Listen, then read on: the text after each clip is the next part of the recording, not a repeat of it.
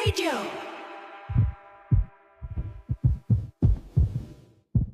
Magandang araw po sa inyo at sa mga kabarangay na nakikinig ngayon. Ako po si Dalia, 30 years old at kasalukuyang nakatira sa Sampaloc, Manila. Kasama ang aking partner na katuwang ko na rin sa aking online business. Gusto ko lang sanang ibahagi sa inyong lahat ang makulay na kwento ng aking buhay pag-ibig. Nung una ay hindi ko alam kung ano nga ba ang tunay na kahulugan ng pag-ibig. Dahil simula nga nung ako ay nagkaisip, ang tanging gusto ko lang ay ang makatulong sa aking pamilya. Hanggang sa ako ay nagdalaga, ang pamilya ko lang ang tanging priority ko. Wala sa isip ko ang pansarili kong kaligayahan hanggang sa makilala ko na nga ang taong nagpakita sa akin kung ano nga ba ang tunay na kahulugan ng salitang pag-ibig. Sisimulan ko po ang aking kwentong ito sa kung paano ko nakilala ang lalaking nagbigay kulay sa napaka-boring kong mundo. Papadudo taong 2007, 15 years old ako nang naisipan kong lumuwas ng Maynila at magtrabaho. Halos kakagraduate ko lamang noon ng elementary at dahil nga sa menor de edad pa lamang ako, ay hindi ako nagtatagal sa isang trabaho. Natatakot kasi sila noon na baka makasuhan sila o kaya ay makulong kapag may mga otoridad na nakaalam na pinapayagan nilang magtrabaho ang mga trabahador na wala pa sa hustong gulang. At dahil nga sa wala akong permanenteng trabaho ay wala rin akong permanenteng tirahan. Madalas ay sa mga truck ng gulay o mga damit lang ako natutulog kapag gabi. At magpapalaboy-laboy naman sa umaga para maghanap ng makakain. Hanggang sa may isang alin na nakakita sa akin habang nasa labas ako ng isang restaurant at naghahanap ng makakain sa basurahan. Binigyan niya ako ng pagkain at tinanong niya kung wala raw ba akong mga magulang. Ikinuwento ko naman sa kanya ang dahilan kung bakit nga ba ako napadpad sa Maynila. Papadudot na awa ang alis sa akin at sinabi niya na dapat daw ay nag-aaral pa ako at hindi nagtatrabaho. Ngunit sinabi ko sa kanya na ang mahirap pa sa daga na katulad ko ay walang sapat na kakayahan para mag-aral at ang gusto ko lamang ay makatulong sa pamilya ko. Kaya naman napagpasyahan niyang kupkupin ako, bukod sa awa ay kailangan din niya ng taong magbabantay sa kanyang shop habang siya ay wala. Noong una ay tagabantay lamang ako ng flower shop hanggang sa unti-unti ay tinuruan niya ako kung paano magbenta at mag-ayos ng mga bulaklak. Kahit na menor de edad ako ay pinayagan niya akong manatili sa shop na yon bilang tendera. At yun na rin halos ang naging tahanan ko. Kada buwan naman ay ibinibigay niya sa akin ang sahod ko na kahit maliit lang ay ipinagpapasalamat ko na rin dahil kahit papaano ay meron akong maipadadala sa pamilya ko. Mahirap lamang naman kami, papadudot. May 3 akong nakababatang kapatid na nag-aaral pa ng panahon na yon. Ang nanay ko ay tumatanggap ng mga labada para lamang may makain kami sa pang-araw-araw. At para kahit papaano ay may maipambaon ang mga kapatid ko. Samantalang si tatay naman ay lasinggero at laging nasa inuman. Uuwi lamang siya kapag gusto niya o kaya ay kapag nagugutom siya. May mga pagkakataon din na sinasaktan niya si nanay kapag wala siyang nadatnang pagkain sa bahay. Papadudod, saksi ako sa mga paghihirap ni nanay, sa pagtataguyod sa amin, sa paghihirap niya, sa pakikisama kay tatay. Kaya nga isinakripisyo ko ang sarili kong pag-aaral para makatulong sa kanya. 11 years din po akong naging tendera ng bulaklak sa may Dangwa at ako na rin mismo ang nagdi-deliver ng mga yon. Hanggang sa nagkaroon ako ng bagong kasama, si May. Nagbabantay siya sa shop habang wala ako at nagdi-deliver ng mga bulaklak. Hindi man araw-araw ay maswerteng may bumibili sa amin ng bulaklak. Masaya pa rin ako sa trabaho na meron ako dahil napamahal na ito sa akin. At kahit papaano ay nakakatulong ako sa pamilya ko. Ang tanging nagagawa ko na lamang noon ay magtiyaga sa pag-aalok ng mga bulaklak sa bawat dumaraang tao, sa pagbabaka sakali na makarami kami ng benta sa isang araw.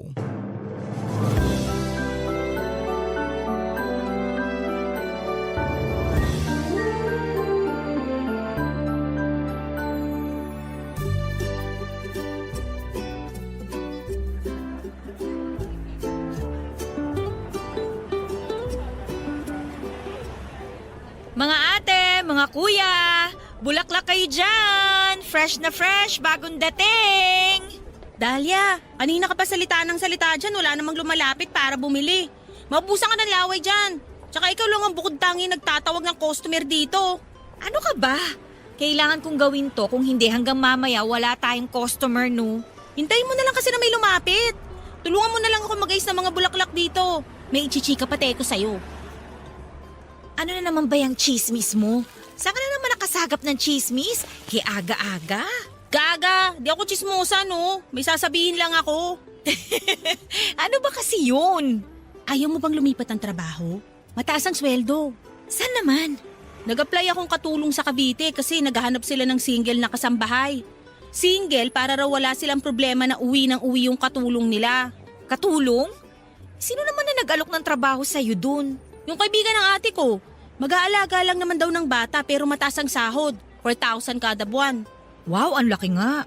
Kailan mo naman balak lumipat dun? Ilang buwan na lang lilipat na ako doon. Pinapatapos lang daw yung kontrata ng dating katulong bago nila payagan umalis. May kontrata talaga kahit katulong lang?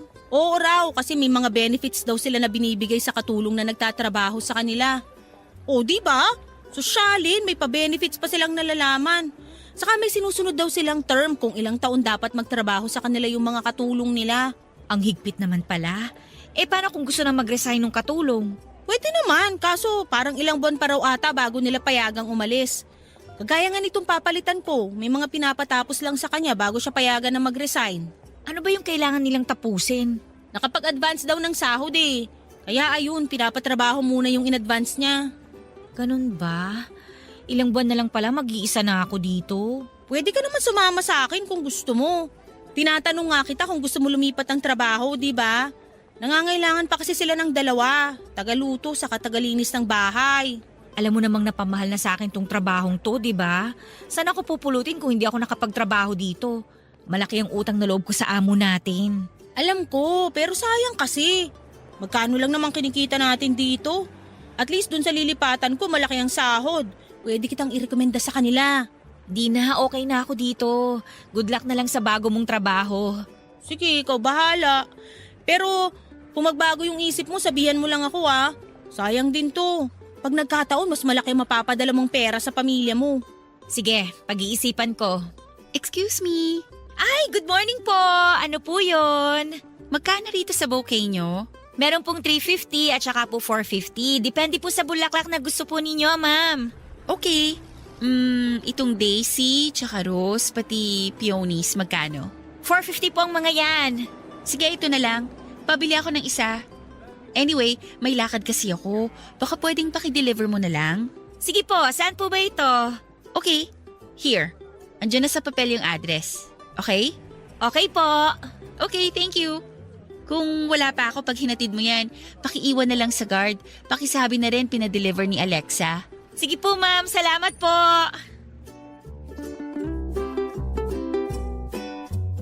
Papadudot, nagpasalamat ako ng husto sa Diyos noon dahil sa wakas ay nagkaroon kami ng customer kahit isa lang. Kapag kasi walang kita ay binabawasan ng amo namin ang sahod namin. Hindi man niya gustong bawasan ang sahod namin, ay kailangan niyang gawin dahil malulugi raw siya ng husto. Na naiintindihan naman namin ang kasama kong si May. Hindi naman talaga kasi ganon kalaki ang kita sa flower shop. Bukod pa doon ay nagbabayad kami ng renta sa pwesto namin. Isa pa ay malaki ang utang na loob ko sa amo ko. Dahil kung hindi dahil sa kanya ay baka hindi ako nagkaroon ng pagkakataon na makapagtrabaho sa kabila ng antas. ng pinag-aralan ko. At dahil excited ay agad kong inayos ang order na bulaklak ni Ma'am Alexa. Noong matapos kong ayusin ang bouquet ay nagpaalam ako kay May na magde-deliver muna ako ng bulaklak at nagbilin din ako sa kanya na tawagan niya ako kapag may kailangan pang i-deliver. Sakay ako ng aking lumang motor na hanggang ngayon ay hinuhulugan ko pa rin sa aking amo. Ay nagmaneho na ako papunta sa address na ibinigay ni Ma'am Alexa. Hindi alintana ang traffic at init ng araw. Madalang lang kasing walang traffic sa Dangwa dahil nga sa dami ng mga nagtitinda sa sidewalk. Hindi naman ako nahirapan na hanapin ang bahay ni Ma'am Alexa, Papa Dudut. Dahil bukod sa malapit lang yon ay iilan lang ang katabi nitong bahay. Nakakamangha ang laki ng bahay niya. Naisip ko ang sarap sigurong tumira sa ganong klase ng bahay. Ang bahay kasi namin sa probinsya ay pinagtagpi-tagping kahoy at yero lang. Wala rin kaming CR at sa ilog lang sa likod ng bahay namin kami dumudumi o umiihi. May maliit na partition na lumang yero naman sa aming bahay na nagsisilbing paliguan namin. At bago pa nga ako tuluyang managinip ng gising na magkaroon ng bahay na kasing laki ng kay Ma'am Alexa ay agad akong nag-doorbell. Narinig ko pang may lalaking nagsabi ng sandali mula sa likod bago tuluyang nagbukas ang gate at lalaking nakasimangot ang bumungad sa akin, Papa Dudut. Ang sama pa niyang makatingin noon. Yung tingin na akala mo ay tinubuan ako ng 2 ulo. Kaya naman napatingin ako ulit sa papel na hawak ko dahil baka nagkamali lang ako ng napuntahan pero nasa tamang bahay naman ako.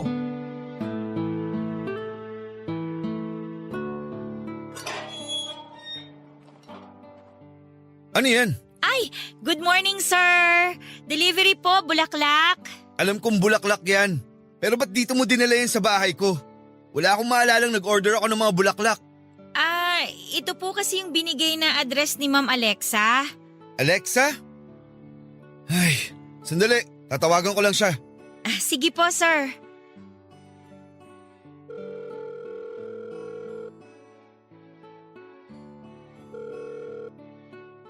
Hello, kuya. Hello? Wala ka bang bahay? Bakit, kuya? Bibigyan mo ako ng bahay? Ano tong mga bulaklak na to? Ba't dito mo pinadeliver? Oh my gosh, sorry kuya, nandiyan ka na pala. Malamang, bahay ko to eh.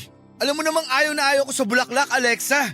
Sorry talaga kuya, akala ko kasi wala ka pa. Well, nandito na ako. Para saan ba kasi itong mga to? Para sa office mate ko yan, kuya. Birthday niya kasi ngayon, so pupuntahan ko siya mamaya sa kanila since magpapaparty raw siya. Bala ko kasi sanang dumiretso mamaya dyan after ko rito sa meeting namin. Ang hassle naman kasi kung uuwi pa ako ng Bulacan tapos babalik din naman ako dito sa office bukas. Paano itong mga bulaklak na to? Hanggang mamaya, nandito to. Kukunin ko rin naman agad yan, kuya eh. Tatapusin ko lang tong meeting namin. Ay, next time, pwede magpasabi ka muna kung may darating na pesteng bulaklak dito sa bahay.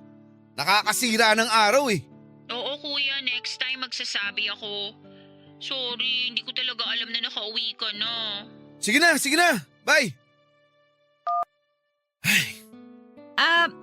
Iiwan ko na po yung bulaklak, sir. Lagay mo dun sa table sa ilalim ng terrace. Pakibilisan lang. Okay po, sir.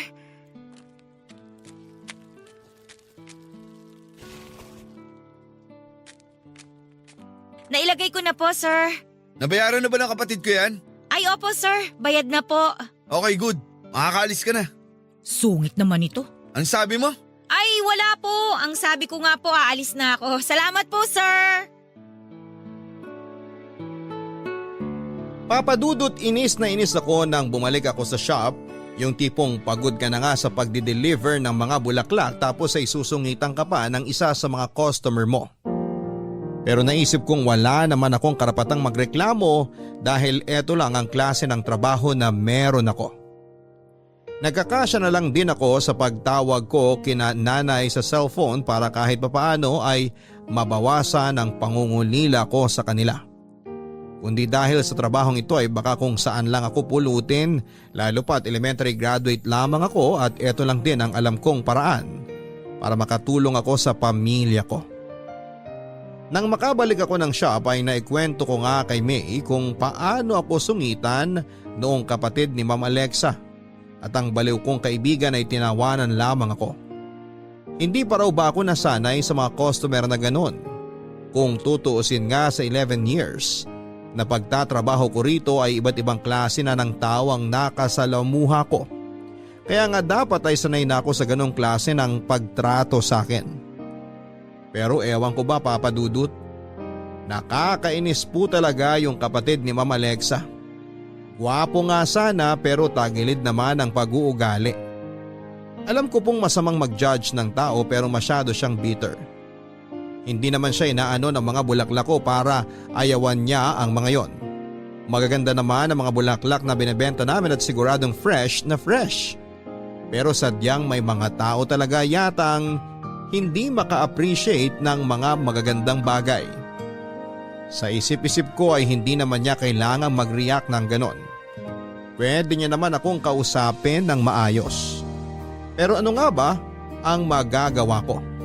Ganito lang ang trabaho ko at ika nga nila, the customer is always right. Kung bumait lang po sana siya ng slight ay baka naging crush ko siya. Dahil nga sa gwapo siya. Pero sino ba naman ako para mapansin ang mga lalaking kagaya niya? Mahirap lamang ako at hindi pa nakapagtapos ng pag-aaral. Wala akong maipagmamalaki pagdating sa antas ng pamumuhay ko. Tatanda na nga lang siguro akong dalaga o kaya naman ay kapareho ko lang din na mahirap ang mapapangasawa ko. Kaya naman sinantabi ko na lamang ang pag-ibig kagaya ng palagi kong ginagawa. Papadudod sa edad kong 26 ay hindi ko pa naranasan ang umibig. Wala naman po kasi akong panahon para sa mga ganung bagay. Ang tanging mahalaga lang sa akin ay ang magtrabaho at makatulong sa pamilya ko. Ako na lang din kasi ang inaasahan ni nanay na tutulong sa kanya para buhayin at pag-aralin ng mga kapatid ko. Hindi rin naman po namin maaasahan si tatay dahil wala itong inatupag kundi ang uminom ng alak. May trabaho nga ito pero lagi lang namang nauubos sa alak. Ni wala siyang pakialam sa amin kung kumain na ba kami o hindi. Isang beses nga noon ay tinanong ko si nanay kung bakit hindi na lang niya hiwalayan si tatay. At ang sagot lang niya ay mahal niya si tatay. Hindi ko maintindihan kung bakit sa kabila ng lahat ay patuloy pa rin niyang minamahal si tatay. Gayong malinaw naman na wala itong pakialam sa amin. Papadudot ang sabi ko sa sarili ko noon ay ayokong maranasan ang ganong klase ng pag-ibig. Na kahit nasasaktan ka na ay nagpapakamartir ka na lamang. Pero hindi ko saklaw ang nararamdaman ni nanay. Kaya kahit wala akong naintindihan ay nirespeto ko na lamang ang nararamdaman niya. Sa mga nakikinig nito ay sana'y huwag kayong magalit sa nanay ko dahil hindi naman niya ako pinilit na magtrabaho. Ako ang kusang loob na nagpresenta dahil nakikita ko kung gaano na siya nahihirapan sa pagtataguyod sa aming pamilya ng mag-isa. Ang totoo ay ayaw niya akong magtrabaho dahil responsibilidad daw niya yon, pero ayokong nakikitang nahihirapan si nanay at ang mga kapatid ko. Kaya naman kahit masakit para sa akin ang tumigil sa pag-aaral ay ginawa ko yon. Tinapos ko lang noon ang pag-aaral ko hanggang sa grade 6 para makagraduate ng elementary at sa murang edad ko nga na 15 anyos ay lumuwas ako at nakipagsapalaran sa Maynila at naging tendera ako ng bulaklak sa Dangwa. Papadudot isang umaga ay pareho kaming busy ni May sa pag-aayos ng mga bulaklak dahil na rin may nag-order sa amin ng mga bulaklak na gagamitin daw sa debut ng anak nito. Talaga namang natuwa kami ni May dahil malaki-laking kitaan rin yon. Napakaraming set kasi ng bulaklak yon mula sa mga perperaso na bulaklak at bouquet. Minadali din namin ang pag-aayos ng mga yon dahil gagamitin ang mga yon kinabukasan. At habang abala kami sa pag-aayos ng mga bulaklak, ng araw din na yon ay bumalik sa aming shop si Ma'am Alexa para humingi ng despensa sa inasal ng kanyang kapatid noong nakaraan. Hi! Ay, good morning po, Ma'am Alexa. O-order po kayo ulit? Oo. Tsaka gusto ko rin sana mag-sorry sa inasta ng kuya ko last time. Hindi ko kasi talaga alam na nakauwi na pala siya galing Singapore. Nabanggit niya kasi sa akin na napagalitan ka raw niya. Wala po yun. Balikbayan po ba si sir? Naku, hindi. Treat yun ng company na pinagtatrabahuhan niya kasi maganda ang performance ng team nila sa trabaho. Ah, ganun po ba? Ano nga po palang order nyo? Roses naman, isang bouquet din. Pwede bang ipag-arrange mo ko ng fresh na roses? Para kasi sa mami ko yan. Maghihintay na lang ako rito. Baka kasi magka-aberya na naman kapag pinadeliver ko ulit sa'yo. Ay sige po, maupo muna po kayo dito. Thank you. Pero seryoso, sorry talaga kay kuya ha. Naku, ayos lang po yun. Sanay na po ako sa mga ganong customer. Tsaka hindi rin naman po ako pwedeng magreklamo, ma'am. Trabaho ko yun eh. Pero hindi pa rin tama yung binunto niya sa'yo yung galit niya. Alam ko naman kung bakit siya nagkakaganon pero ang tagal na kaya nun. Hayaan nyo na po. Baka may pinagdadaanan lang yung kuya ninyo. Gustong gusto na talaga kita nung una pa lang kitang nakita. Ano po? Ay, naku, pasensya na po kayo pero kasing straight po ako ng ruler, ma'am. Ruler? Anong ruler ang sinasabi mo dyan? Gusto kita pero hindi sa paraan na iniisip mo. Gets mo? Hindi po ba? Naku, pasensya na po. Okay lang. Natatawa nga ako sa'yo eh. Asumera ka kasi masyado, Dahlia. Manahimik ka nga dyan. Tapusin mo na lang yung ginagawa mo dyan kaysa pinakikialaman mo ako dito. Dahlia pala ang pangalan mo. Opo, ang pangit nga eh. Parang pangmatanda. Uy, hindi kaya. Ang ganda nga ng pangalan mo eh. Alam mo ba na pangalan ng bulaklak yun? Ay talaga? Hindi po kasi ako pamilyar sa ibang bulaklak eh. Alam ko lang po ng mga bulaklak eh, itong mga itinitinda ko. Ngayon, alam mo na. Anyway, may boyfriend ka na ba? Naku, walang boyfriend yang si Dahlia. Paano laging subsub sa trabaho? Kahit nga manliligaw, wala eh. Doon ka na nga. Kanina ka pa eh. Sabat ka ng sabat, nakakahiya ka. Okay lang. Pero totoo ba talaga na wala kang boyfriend? Opo, wala nga. Sakit lang naman sa ulo yun, ma'am. Tsaka wala akong panahon para sa mga ganyang bagay. Ganun ba? Sayang naman. Anyway, huwag mo na akong pinupo. Magkaedad lang naman yata tayo. 26 na po ako. Kayo ma'am, ilang taon na po kayo? 23 pa lang ako. Ate na pala kita. Tawagin mo na lang akong Alexa. Huwag nang ma'am. Lakas makatanda eh. Sige, ito na pala yung bouquet mo. Salamat. Pwede ko bang hingin yung number mo? Para kung may order ulit ako, tatawagan na lang kita. Sige, walang problema. Teka, sulat ko lang sandali ah. Eto oh. Thank you. Anyway, nice to meet you, Ate Dahlia. Papadudot madali kong nakapalagayan ng loob si Ma'am Alexa.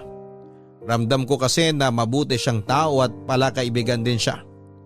Nung unang kita ko nga sa kanya ay akala ko ay masungit siya dahil sa itsura niya. May pagkasingkit kasi ang mga mata niya kaya siya nagmukhang mataray pero hindi pala dahil kabaliktaran siya ng mga naisip ko. Kung gaano naman ka-friendly si Ma'am Alexa ay siya namang kabaliktaran ng kuya niya. Alam kong masama ang manghusga ng kapwa dahil lang sa pangit na ugali na meron sila. Pero yun kasi ang unang impression ko sa kanya, Papa Dudut. Nagulat pa ako nang tanungin ako ni Alexa kung may boyfriend na ako. Sa totoo lang, Papa Dudut, bukod sa ayaw kong pumasok sa isang relasyon ay wala naman nanliligaw sa akin.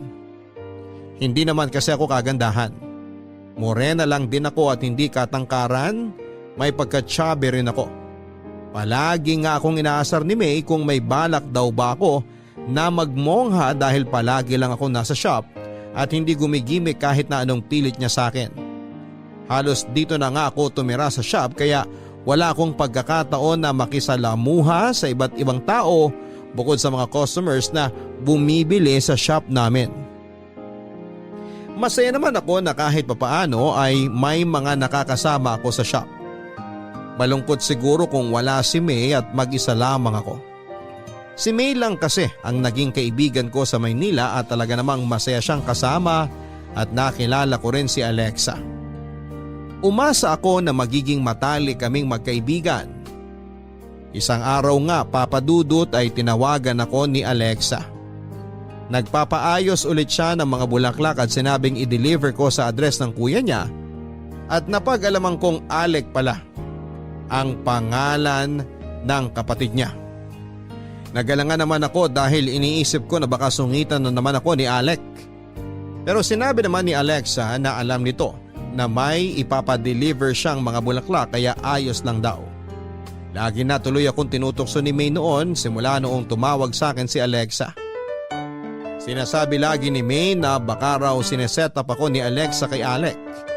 Pero hindi ko na lamang pinansin si May dahil may pagkabaliw rin ng isang yon at alam ko kung gaano kalawak ang imagination ng isang yon.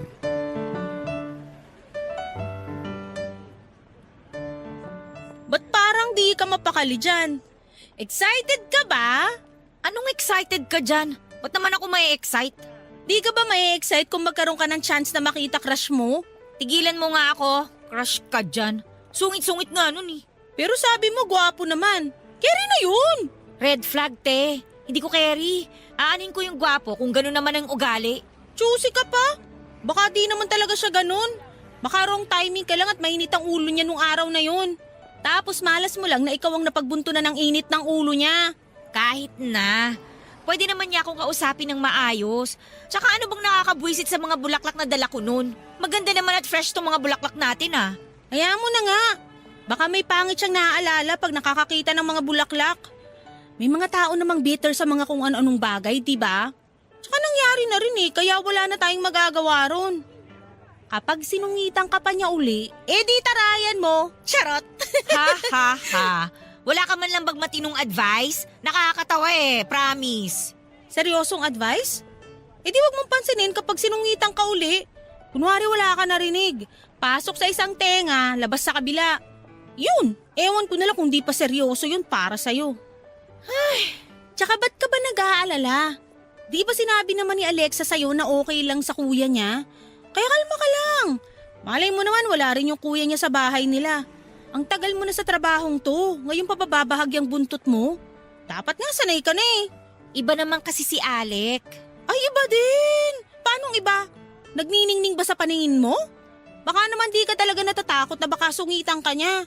Ang sabihin mo, kinakabahan ka lang kasi baka bigla ka nalang umamin na crush mo siya. Che, tumigil ka na nga. Umiiwas lang ako na mapag-initan ulit. At saka ano naman kung crush ko siya? Crush lang naman no. Di umamin ka rin. Uy, si Dahlia may crush na. Dalaga na siya. Hay, minsan talaga hindi ka matinong kausap. Lagi mo na lang ako inaasar tungkol kay Alec. Baka nga may girlfriend na yun eh. Yung mga ganong itsura, hindi pinalalagpas ng mga babae yun. Pero sabi mo nga magaspang ang ugali.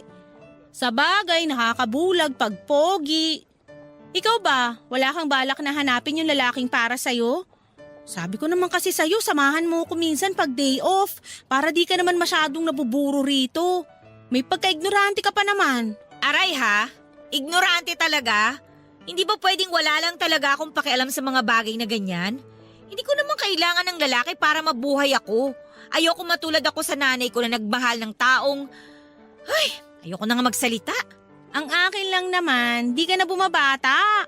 26 ka na, pero ang dami mo pa rin di alam sa mundo. Di naman masamang paminsan-minsan isipin mo rin na magpapasaya sa'yo. Isipin mo rin ang sarili mo. Gawin mo yung mga bagay na gusto mo. Ando na ako sa gusto mong makatulong sa pamilya mo, pero sobrang laki na ng sinakripisyo mo para sa kanila. Kahit isang beses lang, magpakasaya ka. Ay, bahala na. Pag-iisipan ko pa. Pero seryosong usapan. Mabuti sana kung mapapalapit ka rin kay Alec para at least, diba? Umalis man ako rito, may mga bago ka namang kaibigan bukod sa akin at kay Alexa. Ilang buwan na lang maiiwan na kita rito. Imposibleng maging kaibigan ko si Alec. Ang layo ng ugali niya kay Alexa. Huwag kang judgmental, no? Masama yan. Baka naman may tinatagong kabaitan si Alec. Kailangan lang nakilalanin mo siyang mabuti.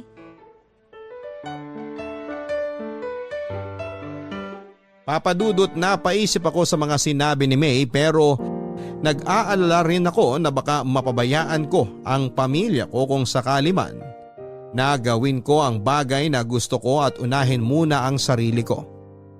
Nangako pa naman ako kay nanay at sa mga kapatid ko na hindi ko sila pababayaan kaya hanggat maaari ay nagfo-focus lamang ako sa pagtatrabaho. Ayokong dumating yung araw na may sumbat nila sa akin na pinabayaan ko sila. At noon nga ay nagtatalo ang puso at isipan ko sa kung ano ang dapat kong gawin. May parte kasi sa akin na gustong sundin ang payo ni May na gawin ko rin kung ano ang magpapasaya sa akin pero ayoko namang makompromiso ang pamilya ko. Sa totoo lang ay masaya naman ako dahil alam kong nakakatulong ako sa kanila.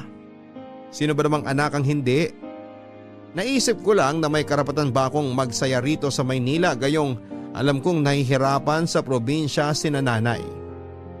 Pero sinantabi ko na muna ang iniisip ko ng mga oras na yon tungkol sa pamilya ko. Naisip kong hindi naman siguro masamang makipagkaibigan ako katulad ng sinabi ni May. Papadudot kinabukasan nga ay maaga kong inayos ang mga bulaklak na in-order ni Alexa. Pagkabagsak pa lamang ng mga bagong bulaklak sa amin ay pumili na kagad ako ng magagandang bulaklak na aayusin ko para sa bouquet na gusto niya. Medyo malaki ang bouquet na yon kumpara sa mga laging binibili niya sa akin noon. Ang sabi niya ay may special person daw siyang pagbibigyan noon. Matapos kong ayusin ang bouquet ay tinawagan ko pa muna si Alexa para itanong kung pwede ko na bang i-deliver ang mga bulaklak. Nagbilin kasi siya na tawagan ko muna siya bago ako pumunta. Maganda na rin yon para hindi na maulit yung nangyari noong si Alec ang nadatnang ko sa bahay. At nang sabihin nga niya na pwede na akong pumunta ay nagpaalam na ako kay May na maghahatid muna ng bulaklak. Papadudot nung makarating ako sa bahay ni Alec ay agad kong narinig ang malalakas na tugtugan mula sa loob. Kinakabahan ako na hindi ko maintindihan ang mga oras na yon. Pinagpapawisan din ng malamig ang mga kamay ko at ilang beses pa akong nag-doorbell pero walang nagbubukas ng gate.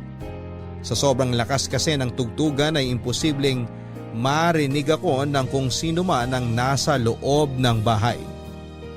Sumili pa ako sa loob mula sa may gate at wala naman akong nakitang tao. Bala ko na rin sanang tawagan si Alexa noon para sabihin na nasa labas na ako ng bahay nang biglang bumukas ang gate at ang masayang mukha ni Alexa ang bumungad sa akin. Nabigla pa ako dahil hindi ko siya napansin kasi busy ako sa pagdadial ng number niya. Tuwang-tuwa pa ito nang makita ako at napansin ko ang kakaibang tingin niya sa akin. Pakiramdam ko kasi ay may pinaplano siyang hindi ko alam o baka guni-guni ko lamang yon. May ugali kasi ako minsan, papadudot, na kapag may kakaiba akong napansin ay nag-overthink ako at kung ano-ano ang naiisip ko. Pero ipinagsawalang bahala ko na lamang yon at inabot ko sa kanya ang mga bulaklak. Matapos kong ibigay sa kanya ang bouquet ay nagpaalam na ako na kailangan ko nang umalis. Pero niyaya niya pa akong pumasok sa loob ng bahay ni Alec. Papadudot, gusto ko sanang tumanggi pero ayaw ko namang mawala ang magandang ngiti sa mga labi niya. Hindi pa man nga ako nakapagsasalita ay agad niya akong hinila papasok ng bahay at pinaupo sa kanilang sofa sa may sala. Nailibot ko pa ang paningin ko sa paligid. At hindi ko maiwasang humanga dahil masasabi mo talagang may kaya sila sa buhay. Sanay naman na akong makakita ng magagandang bahay pero iba ang dating ng bahay ni Alec. Sobrang linis kasi at parang pinili talaga ang mga kagamitan na naroon. Yung tipong sa unang sulyap mo pa lamang ay alam mo na lalaki ang nakatira doon. Nang walang atensyon ko sa paligid noong nagpaalam sandali sa akin si Alexa na ibibigay niya muna ang bulaklak sa mami niya.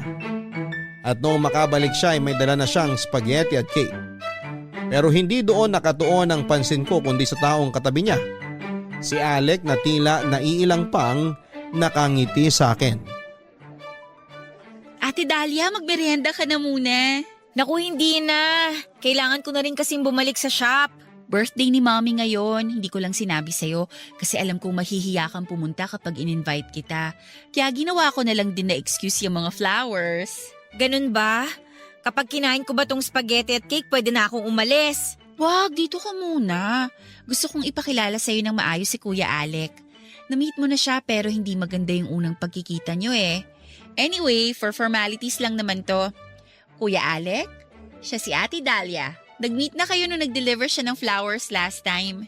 Hi Dahlia, nice to meet you. Nice to meet you rin. Chill ka lang Ate Dahlia, hindi ka naman kakainin ni Kuya. Ay, siya nga pala Ate Dahlia, may gusto talagang sabihin sa'yo si Kuya kaya hindi muna kita pinaalis. Sasabihin? Anong sasabihin niya? Kuya, ang tagal ha.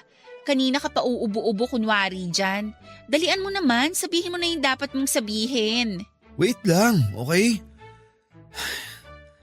Gusto ko sana mag-sorry sa'yo dahil sa inasal ko nung unang punta mo rito. Naku, wala po yun. Sanay naman ako sa mga kagaya ninyo. Halos karamihan sa mga nagiging customer namin may kagaspangan ng ugali. Ang ibig kong sabihin, Paano ba yan, Kuya? Mukhang bad shot ka na kaagad kay Ate Dahlia. sorry sir ha.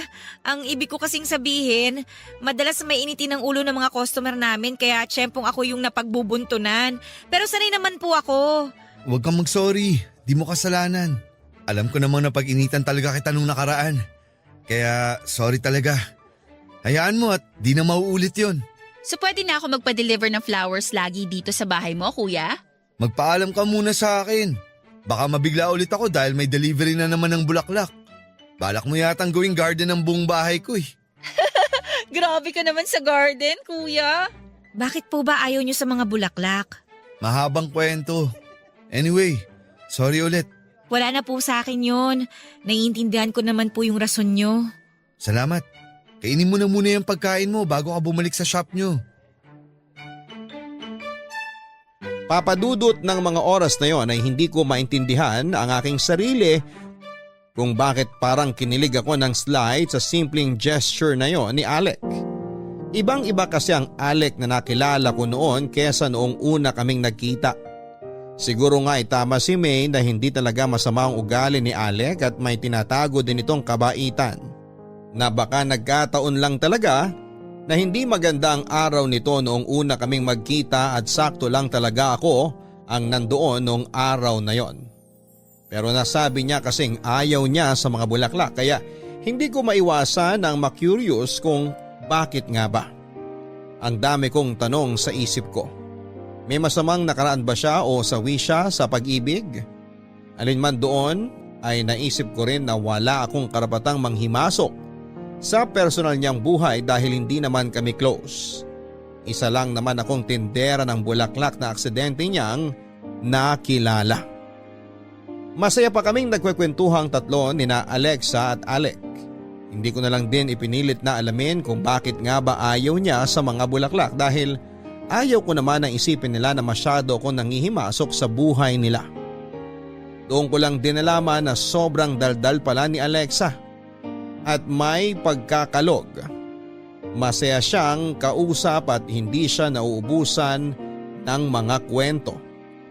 May mga pagkakataon pa nga na magkukwento siya ng mga bagay na tungkol sa kuya niya na ikatatahimik naman ni Alec. At para bang nahihiya siya o naiilang. Wala rin silang ginawa kundi ang mag-asarang dalawa at ako naman ay aliw na aliw sa panonood sa kanila. Bigla ko tuloy naalala noon ang mga kapatid ko. Madalas din kasi kaming mag-asaran at kapag napikon sila ay agad silang magsusumbong kay nanay at napapangiti na lamang ako sa tuwing maaalala ko yon. Papadudot marami pang bagay kaming napagkwentuhan ni Alexa at sobra akong nag-enjoy sa pakikinig sa kanya na hindi ko na nga namalayan na halos 3 oras na akong naroon. Chinek ko pa ang aking cellphone kung may text galing kay May pero wala naman. Maya-maya nga lang ay nagpaalam sa amin si Alec dahil tinawag ito ng kanyang mami at naiwan naman kaming dalawa ni Alexa sa may sala nang mapansin ko ang kakaiba niyang ngiti sa akin. Nakaramdam tuloy ako ng pagkailang. Hindi ko kasi alam kung ano ang tumatakbo sa utak niya.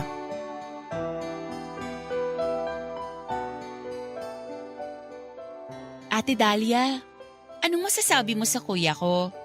Ano, ayos lang. Mukha naman siyang mabait. Mukha lang ba? Mabait talaga yun. Di lang naging maganda yung first meeting nyo. Pero once na makilala mo si kuya, baka ma-in-love ka pa.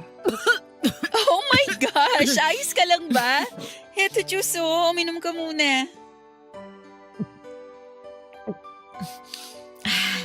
Salamat ha. Ayos ka lang ba talaga? Nabigla ka ba sa sinabi ko? Hindi naman masyado. Seryoso kasi ako eh. Sobrang bait kaya ng kuya ko.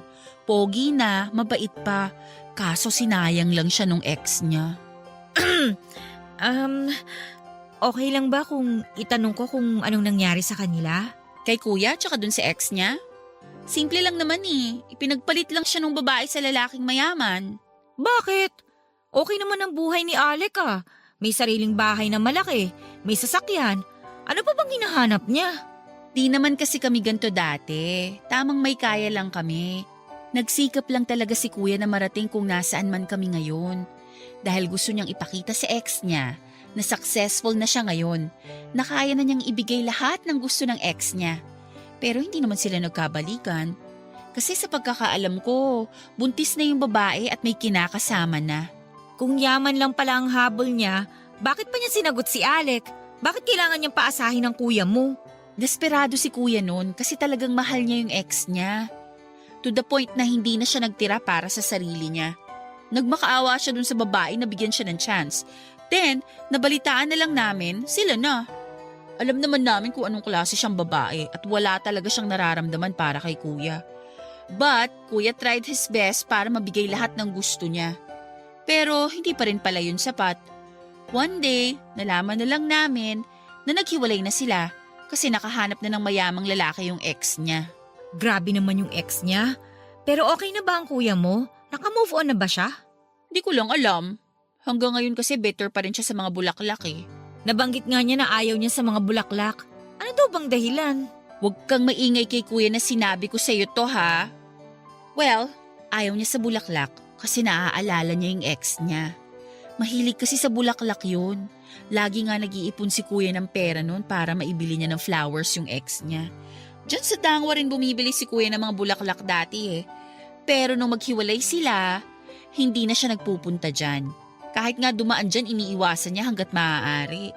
Wala akong masabi. Kasi hindi ko pa naman nararanasan magkaroon ng boyfriend eh.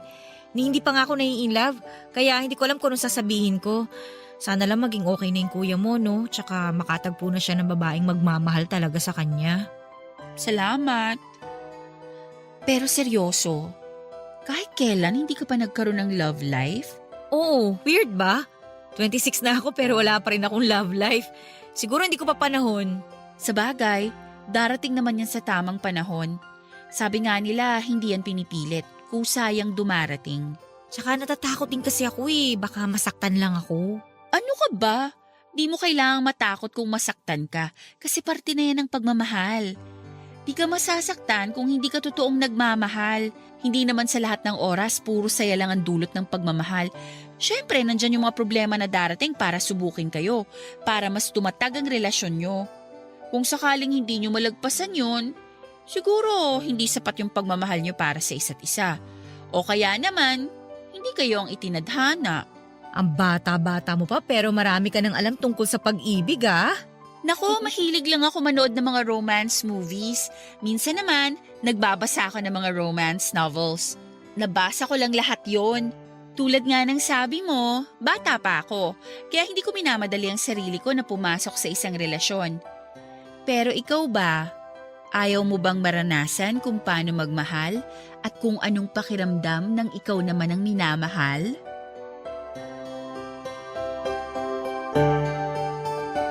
Papadudot hindi kagad ako nakasagot sa tanong na yon ni Alexa.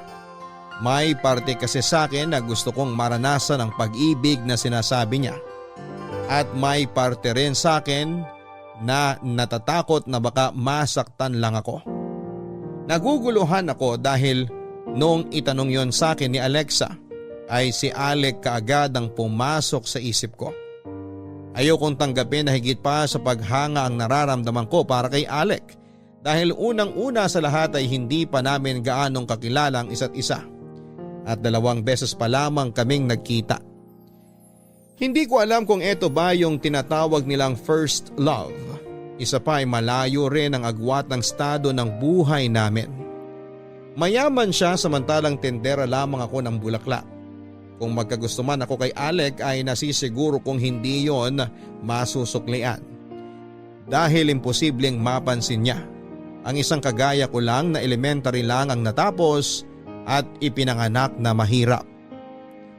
Marami pang naikwento si Alexa sa akin at napag-alaman kong isang executive assistant ng isang malaking kumpanya rito sa Maynila si Alec.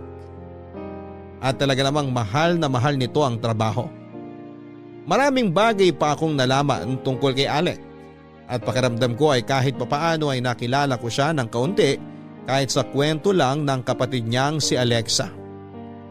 Papadudod sinulyapan ko pa ang orasan na nasa sala nila bago ako nagpaalam na kailangan ko nang umalis.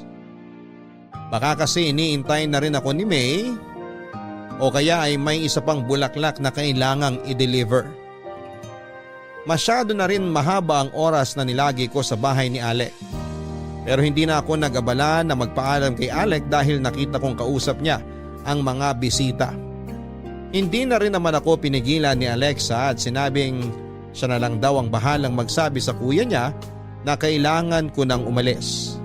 Nagpasalamat pa siya dahil nakinig ako sa mga kwento niya bago ako tuluyang umalis at bumalik sa shop. Makalipas lang ang ilang araw papadudot ay tumawag sa akin si Alexa at nagpapadeliver na naman ng bulaklak sa bahay ulit ni Alec. Wala naman daw okasyon pero gusto niya raw na makalimutan ni Alec ang masamang alaala nito sa mga bulaklak. Kaya humingi ng tulong siya sa akin na samahan ko siyang bumuo ng bagong alaala para kay Alec at pumayag naman ako. Gusto ko rin naman na maging maayos na si Alec. Inabot din ng ilang buwan ang setup naming ganon. Buti nga at hindi nagreklamo si Alec dahil noong unang subok namin ni Alexa ay nainis ito at sinabing bakit hindi na lamang si Alexa ang mag-uwi ng mga bulaklak. Bakit kailangan na sa bahay pa niya talaga dalhin pero kalaunan din ay unti-unting nasanay si Alec sa presensya ng mga bulaklak na nauuwi sa pagkwekwentuhan at pagkain namin ng merienda bago ako umuwi. Papadudot masasabi kong doon nabuo ang isang espesyal na pagkakaibigan sa pagitan naming tatlo. Papadudot buwan ng Marso 2018 ay tuluyan na ngang umalis si May sa aming flower shop para magtrabaho bilang kasambahay sa Cavite. Makailang beses pa niya akong pinilit na sumama sa kanya pero bukod sa mahal ko ang trabaho ko ay malaki ang utang na loob ko sa amo ko. Kaya naman ako na lamang mag-isa ang naiwan para magtinda ng mga bulaklak at pansamantala na rin muna akong tumigil sa pagdi-deliver. Lalo pa at walang maiiwan sa shop para magbantay. Nag-iisa man ako sa shop ay hindi naman ako gaanong naging malungkot dahil nariyan sina Alexa at Alec para bisitahin ako mismo sa aming shop para makipagkwentuhan sa akin. Binibisita nila ako kapag day off nila sa kanilang mga trabaho.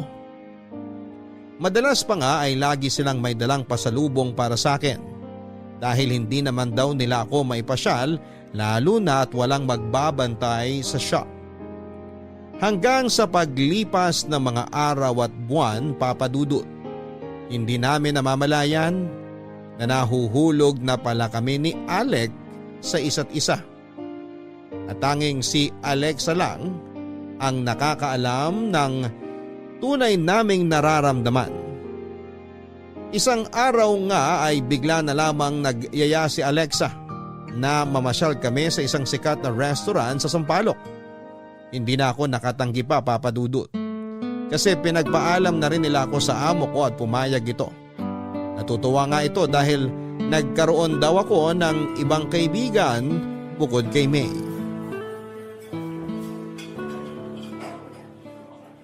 Okay ka lang ba? Parang kanina ka pa kasi hindi mapakali dyan eh. Okay ako. Medyo asar lang kasi ang tagal ni Alexa. Kanina pa yung on the way niya eh. Eh baka naman na traffic lang. Nakakainis lang kasi.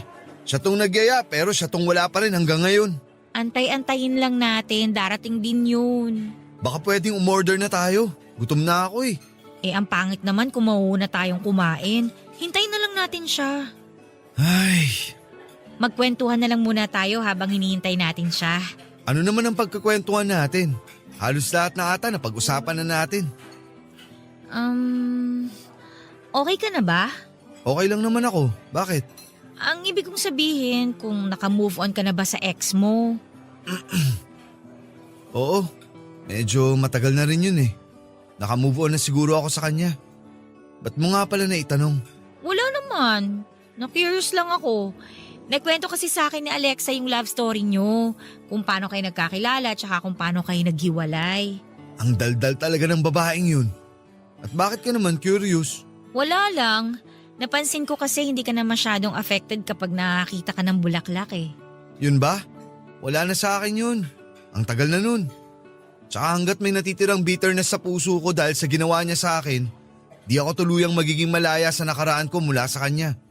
Sa totoo lang, gusto ko na mag-move forward at bumuo ng mga bagong masasayang alaala. At magagawa ko lang yun kung tuluyan ko na siyang patatawarin. Siguro nga, di lang talaga kami ang para sa isa't isa. Yung tipong pinagtagpo lang kami pero hindi tinadhana. Ang lalim ng hugot. Pero masaya ako para sa'yo, Alec. Kaya huwag kang mag-alala. Balang araw, darating din yung tamang tao para sa'yo. Tsaka sabay kayong bubuo ng masasayang alaala. Natagpuan ko na siya, Dahlia. Talaga? Eh bakit hindi mo pa siya pinapakilala sa amin ni Alexa? Kala ko ba walang secret sa atin? Actually, kilalang kilala niyo na siya. Oh, sino? Gusto mo ba ng clue? Kahit bigyan mo ako ng clue, hindi ko naman mahuhulaan yun. Kayo lang naman ni Alexa ang kakilala ko. Wala naman kayong pinapakilalang ibang tao sa akin eh. Pakinggan mo muna kasi yung clue. Di yung nagre-reklamo ka agad dyan. O sige na nga, sige na nga. Ano ba yung clue? May kapangalan siyang bulaklak. Ano? Kapangalan ng bulaklak? Oo. Kilala mo na ba? Di pa rin eh. Wala naman akong kakilalang ganun. Mm. Aray! Ba't mo ako pinitik sa noo? Ang slow mo kasi. Ano bang pangalan mo? Dahlia! Ay, teka. Ako bang tinutukoy mo? Mismo. Ikaw si Dahlia, di ba? Seryoso ka ba? Bakit ako? Huwag mo akong tanungin kasi di ko rin alam. Ang alam ko lang, masaya ako kapag kasama kita. Gusto kitang laging nakikita. Ganun naman talaga ang pag-ibig, di ba? Di mo namamalayan. Umuusbong na pala.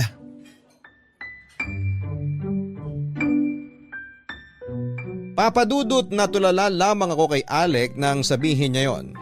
Gusto ko siya, gustong gusto, pero hindi ko magawang umamin dahil natatakot akong masira ang pagkakaibigan namin. Pare-pareho lang pala kami ng nararamdaman. Halo-halong emosyon ng nararamdaman ko na mga oras na yon. Masaya ako na natatakot at nalilito. Hindi ko maipaliwanag kung ano nga ba ang mas matimbang. Ang tagal kong itinago ang nararamdaman ko para sa kanya, Papadudot, dahil naisip kong mas magtatagal ang relasyon na meron kami kung mananatili kaming magkaibigan lang. Pero nauna na siyang umamin at hindi ko yon inaasahan dahil sino nga lang ba ako? Isang tendera lang ng bulaklak at anak ng mahirap. Kaya naman nagtatalo ang puso at isipan ko sa kung ano ang dapat kong gawin. Hindi na nga namin namalayan ni Alec ang oras, Papadudot, dahil pareho kaming nakafocus lang sa isa't isa. Iniisip ko pa rin ang mga sinasabi niyang hanggang sa nagpasya na lamang kaming umuwi. Nang ma-realize namin pareho na na-set up kami ni Alexa. Plano niya marahil na makapag-solo kami ni Alec. Siguro ay alam niyang pareho namin gusto ang isa't isa pero wala ni isa sa amin ang gustong mag first move. Kaya siya na ang gumawa ng paraan, Papa Dudut. Matapos umamin sa akin ni Alec ay lumakas ang loob niya na yayain akong lumabas kapag may oras siya o kaya ay day off niya. Pero pumapayag lamang akong sumama sa kanya kung papayagan ako ng amo ko. Masasabi kong sa maraming beses na paglabas-labas namin ni Alec ay nakabuo kami ng mas malalim na koneksyon sa isa't isa. Koneksyon na nag-uugnay sa aming mga puso at damdamin. Hindi nga nagtagal, Papa Dudut, ay pinakilala na ako ni Alec sa mga magulang niya kahit na nanliligaw pa lamang siya sa akin noon. Pero sa kabila ng hindi nila pagtutol sa panliligaw ni Alec sa akin noon, ay ramdam kong ayaw nila sa akin. Marahil ay iniisip nilang pineperahan ko lamang si Alec o di kaya ay ginagamit lang. O kaya naman ay iniisip nilang lolokohin ko lang din siya kagaya ng ginawa ng ex niya. Pero hindi ko na lamang inintindi yun. Dahil ang importante sa akin ay nagkakaintindihan kami ni Alec. Kilala ko siya at kilala niya ako. 2 linggo nga lang ang nakalipas noon ay opisyal ko nang sinagot si Alec at opisyal na rin kaming naging magkasintahan. Ayaw ko na rin namang patagalin pa ang panliligaw niya sa akin dahil sigurado na ako sa kanya at sa nararamdaman ko para sa kanya. Tuwang-tuwa naman si Alexa para sa aming dalawa ng kuya niya. Natupad na raw kasi ang pangarap niya na magkaroon ng kapatid na babae sa katauhan ko at alam niya rin daw na mamahalin at iingatan ko si Alec.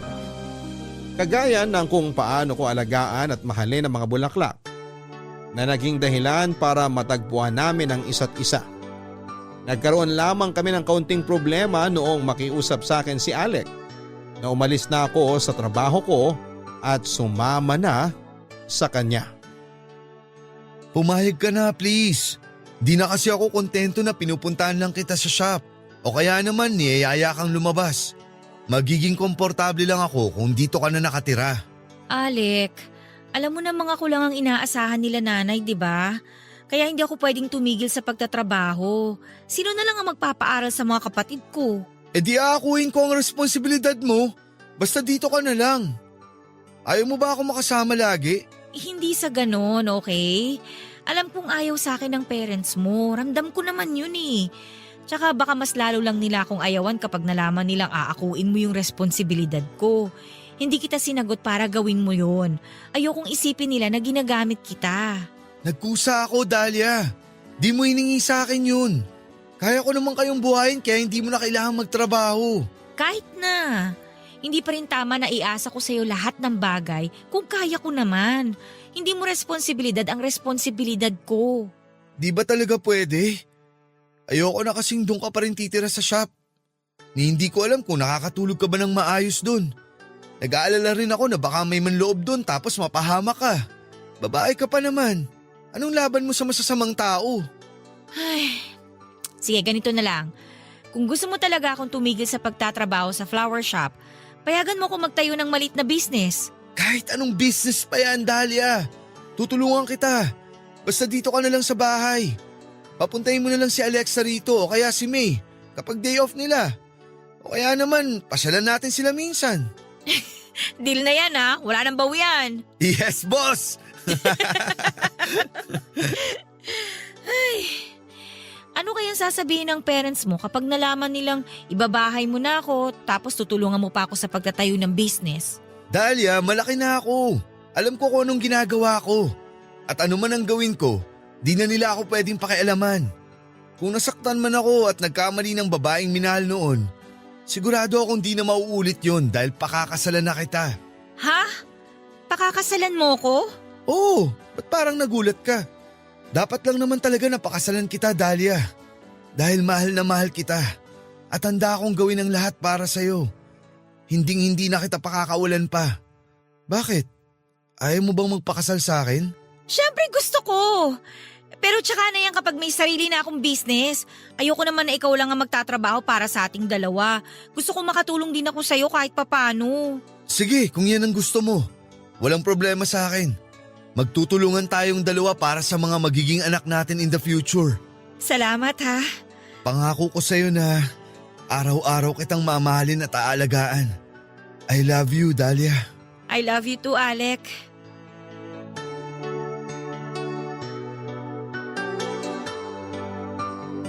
Papadudot gaya nga ng napagkasunduan namin ay tinulungan ako ni Alec na magtayo ng sarili kong negosyo. Nag-online selling ako ng mga damit at sapatos.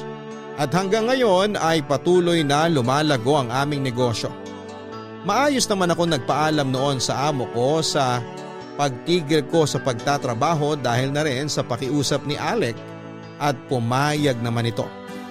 Masaya raw siya para sa akin dahil nagbunga ang mga sakripisyo ko simula pa noong bata ako at maswerte raw ako dahil nakatagpo ako ng lalaking katulad ni Alec na sinang-ayunan ko naman. Nagpapasalamat pa ako sa dati kong amo dahil sa mga tulong na nagawa niya para sa akin.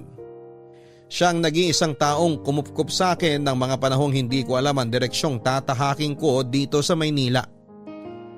Taong 2020 nang magpasya akong personal na ipakilala na si Alex sa mga magulang ko at yun na rin ang araw na namanhikan sila. Kahit na pandemic noon ay tumuloy pa rin sina Alex sa pamamanhikan dahil may sarili naman siyang sasakyan at hindi na kami nahirapan sa biyahe. Medyo kinabahan lamang ako noong makarating kami sa bahay dahil pangit lang naman ang itsura ng bahay namin. Isa pa ay hindi namin inabutan doon si tatay na busy pala sa pakikipag-inuman sa kabilang baryo. Kinabahan ako sa maaaring sabihin ng mga magulang ni Alec pero nagpasalamat ako sa Diyos dahil wala naman silang sinabi at formal lang na nakipag-usap kina nanay. Ang mga kapatid ko naman ay agad na nakasundo ni Alec na siyang kinatuwa ko. Matapos mamanhika noon ay nagpasya na kaming bumalik ng Maynila. Pero bago kami umalis ay nagbilin pa si nanay na dalasang ko raw ang pagbisita sa kanila. At sinabi kong huwag siyang mag-alala dahil pinapangako ko na babalik ako ng mas madalas, Papa Dudut. Tinanggap ako ni Alex sa kabila ng estado ng buhay namin at sinabi niyang hindi ko raw kailangan na ikahiya yon dahil katulad ko ay nanggaling lang din siya sa hirap. Pero nagsikap siya para makarating kung nasaan man siya ngayon. At naniniwala siya na kung kinaya niya ay kakayanin ko. Sa ngayon nga, Papa Dudut, ay masaya na kaming nagsasama ni Alec at naghihintay na lamang sa paglabas ng aming first baby dahil malapit na rin ang kabuwanan ko. At plano na rin naming magpakasal sa susunod na taon. Naging malapit na rin ako sa mga biyanang ko at mas excited pa nga sila sa panganganak ko dahil sila na ang bumili ng mga gamit para sa baby ko. Nung ibalita ko nga kina nanay na buntis ako ay sobrang saya niya. Pero nalulungkot siya dahil hindi niya raw ako maaalagaan sa mga pagkakataong ganito pero sinabi kong naiintindihan ko naman at huwag siyang mag-alala dahil inaalagaan akong mabuti ni Alec at ng biyanang kong babae. Kasalukuyan nga ay ang mama ni Alec ang nagmamanage ng aming business dahil na rin sa pag-aalala nito sa pagbubuntis ko. Nagpapasalamat naman ako sa kanila at sinabi nila sa akin na nagpapasalamat din sila. Na nakilala ko ni Alec, humingi rin sila ng tawad sa akin dahil sa pakikitungo nila sa akin noong una. Pero naiintindihan ko naman yon. Alam kong pinoprotektahan lang nila si Alec sa mga taong pwedeng manakit sa kanya. Papadudot, unti-unti na rin ngang nabubuo ang pangarap kong bagong bahay para kina nanay at gusto ko na malapit lang sila sa akin kaya tinulungan ako ni Alec para matupad yon. Nagpapasalamat din ako ng husto sa Diyos dahil ginawa niyang daan si Alexa at ang mga bulaklak upang matagpuan ko ang lalaking mamahalin ko at magmamahal sa akin. Minsan man ay nagtatalo kami dahil hindi naman sa lahat ng oras at pagkakataon ay masaya ang aming pagsasama pero hindi naman natatapos ang araw na hindi kami nagkakabati dahil mas nangingibabaw ang pagmamahal namin sa isa't isa. Na kung mag-away man kami ay magkakasundo rin kami. At dahil doon ay naging mas matatag pa ang pagsasama namin.